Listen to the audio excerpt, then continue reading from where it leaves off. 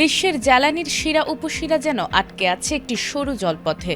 সেই পথ ঘিরে একদিকে চলছে সমঝোতার চেষ্টা, অন্যদিকে পাল্টাপাল্টি দাবি আর হুমকি।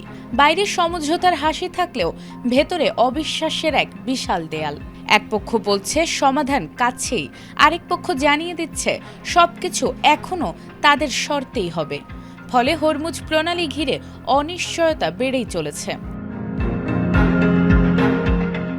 দীর্ঘ টানাপোড়েনের পর হরমুজ প্রণালী দিয়ে জাহাজ চলাচলের একটি নির্দিষ্ট পথ নির্ধারণে সমঝোতায় পৌঁছেছে ইরান ও ওমান।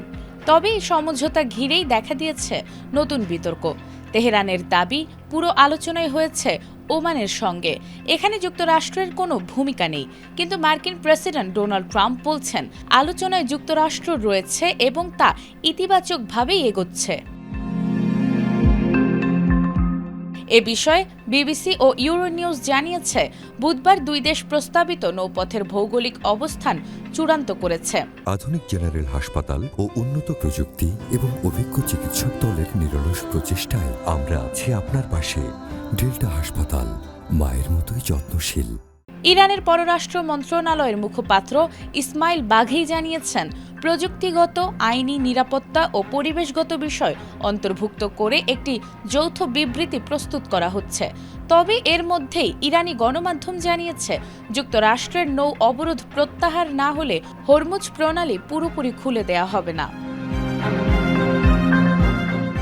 এদিকে সবচেয়ে বড় বিতর্ক তৈরি হয়েছে প্রণালীর নিয়ন্ত্রণ নিয়ে।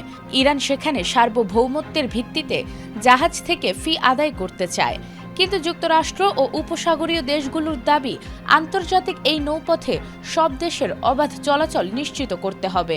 তখনই ইসমাইল বাঘি স্পষ্ট করে বলেন যুক্তরাষ্ট্র একটি তৃতীয় পক্ষ।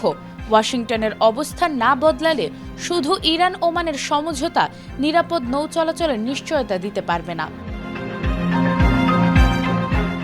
অন্যদিকে ট্রাম্প ফক্স নিউজকে দেয়া সাক্ষাৎকারে দাবি করেন খুব দ্রুত হরমুজ প্রণালী খুলে দেয়া হবে, অন্যথায় কঠোর হামলার মুখোমুখি হতে হবে বলেও সতর্ক করেন তিনি।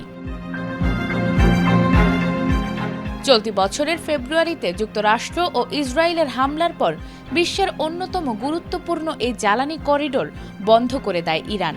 বৈশ্বিক তেল বাণিজ্যের প্রায় 1/4 এই পথ দিয়ে হওয়ায় হরমুজের প্রতিটি সিদ্ধান্ত এখন পুরো বিশ্বের অর্থনীতি ও জ্বালানি বাজারের জন্য গুরুত্বপূর্ণ হয়ে উঠেছে।